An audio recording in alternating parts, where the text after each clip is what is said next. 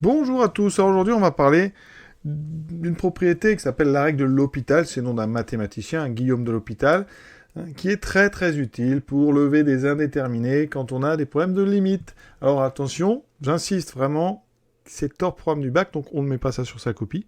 C'est vraiment, ça je vous le dis, très utile pour ceux qui vont passer des concours avec des QCM sans justification du type... donc c'est concours à venir, concours advance, ou alors le concours Tessia, là, qui va arriver bientôt d'ailleurs. Et là, vous pouvez comme ça régler les problèmes de limite assez vite. Je donnerai ici pas mal d'exemples, parce que c'est quand même les exemples qui font que ça peut être assez intéressant. Et donc, on est parti. Alors, qu'est-ce que c'est que cette règle de L'Hopital? Il y en a plusieurs.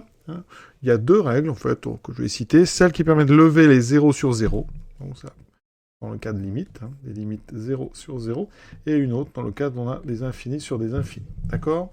Donc, la propriété d'abord pour le cas 0 sur 0. Première chose, on va chercher des limites en A qui est soit un réel, soit plus ou moins l'infini. Alors la règle 1, donc on va prendre A, un réel ou A égale plus ou moins l'infini. C'est-à-dire que ça peut être utile quand on cherche des limites en 1, les limites en 0, les limites en plus infini, des limites en moins infini. Voilà. Le problème, c'est quand vous avez du f sur g, vraiment, quand vous avez f sur g avec f qui tend vers 0 et g qui tend vers 0. On est sur une forme indéterminée. Et bien, pour la lever, une petite astuce. Alors, évidemment, on ne va pas démontrer ici. Mais il faut que les deux fonctions f et g soient dérivables. D'accord, au voisinage de A, autour de A. Et il faut que g' ne s'annule pas autour de A. Et elle peut s'annuler en A, c'est possible.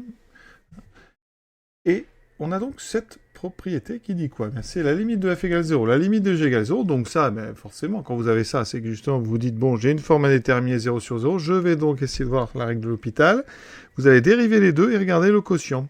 Bien, si le quotient tend vers une limite, qui peut être infinie, ou pas, mais il faut que ça tende vers une limite, et bien dans ce cas-là, le quotient f sur g tend aussi vers cette même limite. Alors, des exemples, vous allez voir, x carré moins 4x sur exponentielle x moins 1 en haut et en bas, en 0, ça tend vers 0, eh bien on va dériver. Je regarde en haut, je dérive, ça fait 2x moins 4. Je dérive en bas, exponentielle x moins 1, ça fait exponentielle x, et je regarde ce qui se passe quand ça tend vers 0.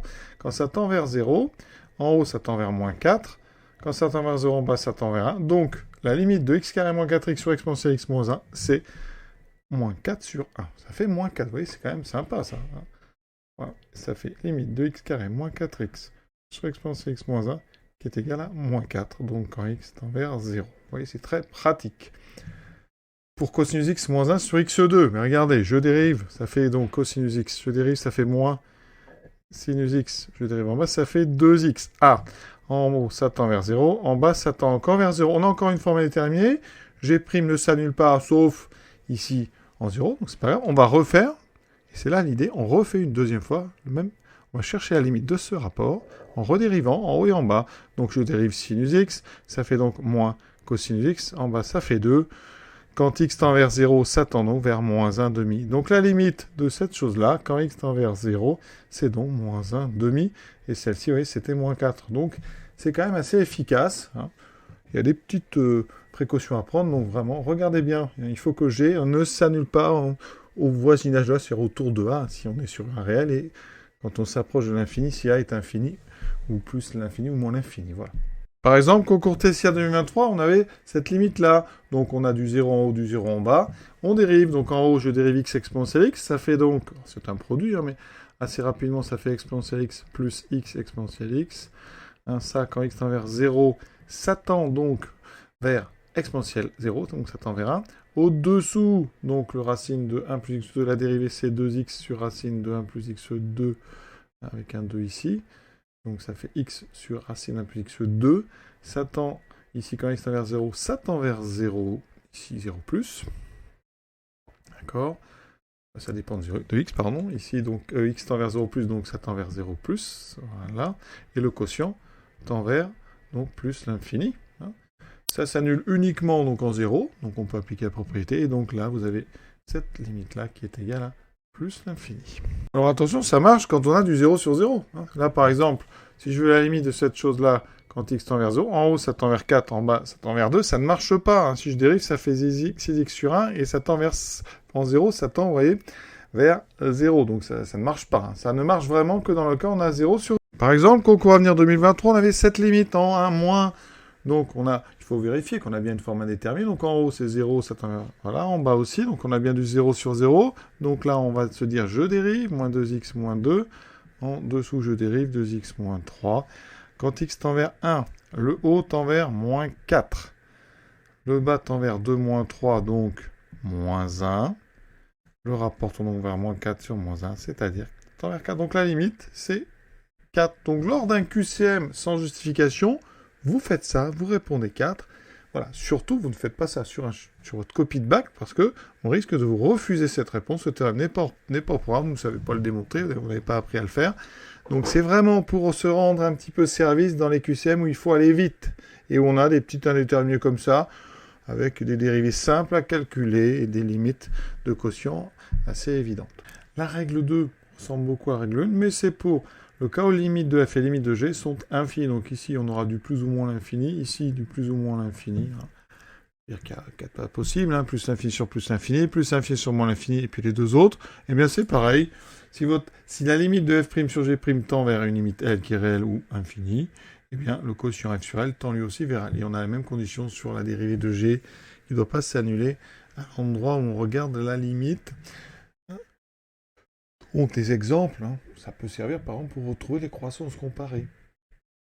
Exponentielle de x sur x, à la limite, quand x tend vers plus l'infini, eh bien, on dérive en haut, hein, ça fait exponentielle x. En bas, ça fait 1, d'accord? Donc, on dérive le haut, on dérive le bas, et vous obtenez quelque chose, hein, qui a une limite en plus l'infini, qui est plus l'infini. Donc, ça veut dire que exponentielle x sur x, c'est plus l'infini. Si vous avez, par exemple, ln de x sur x, la limite quand x tend vers plus l'infini, je dérive en haut, ça fait 1 sur x, je dérive en bas, ça fait 1.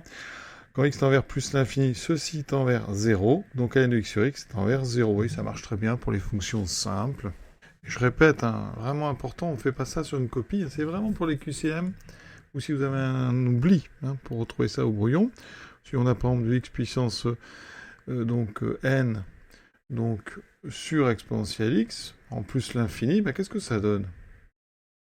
Eh bien, en haut, on va donc avoir nx n-1 sur exponentielle x. Donc là, c'est encore la même chose. Mais si on fait ça n fois, eh bien, par exemple, si on était parti de x3, eh bien, ça fait 3x2 sur exponentielle x. On refait, en fait, on peut refaire. Ça fait 6x sur exponentielle x, ça fait 6 sur exponentielle x, et ça tend vers 0. Donc x cube sur exponentielle x, eh bien, ça tend aussi vers 0 quand x tend vers plus l'infini. Donc vous voyez, comme ça, on peut faire la règle de l'hôpital plusieurs fois de suite, hein, sur des polynômes, par exemple, ça peut être intéressant. Exemple, question 20 du concours Advance 2023. Ça, c'est des choses qu'on peut faire, mais qui se font très vite avec cette règle, parce que là, on a donc en haut et en bas du plus l'infini. Donc ici, ben, vous voyez, c'est du 4x plus 1. En bas, on a du 10x moins 1. Voilà, en plus l'infini. Ben, si vous ne savez toujours pas, on redérive une fois, ça fait 4 sur 10. Hein, et donc là, vous voyez, ça veut dire que ça fait du 2 sur 5. Et c'est la limite, effectivement, c'est bien 2 sur 5. Voilà, on va s'arrêter là. Alors, je répète vraiment, attention, pourquoi est-ce que ce théorème, on ne le voit pas? D'abord, parce que la démonstration est quand même compliquée. Hein, c'est pas du tout du niveau de terminale, en tout cas pour les cas particuliers.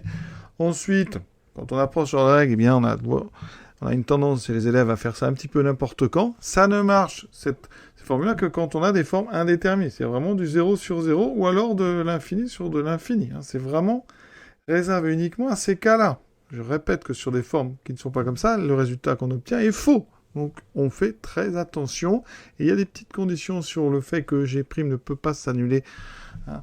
Donc autour de A, ça c'est important. Mais dans les cas qu'on voit en terminale, hein, c'est vraiment des fonctions si simples qu'on n'a pas ce genre de problème. Donc c'est pour ça que ça s'applique assez bien. Et que pour un QCM, ça peut vous faire gagner du temps et peut-être quelques points. Un point ou deux et donc quelques places. Ça va vite des fois, hein, vous savez. Voilà, donc à utiliser avec prudence, hein, uniquement finalement quand vous faites des petits concours post-bac, hein, pour accélérer sur les questions sur les limites indéterminées. Voilà. Et on oublie finalement pour le bac.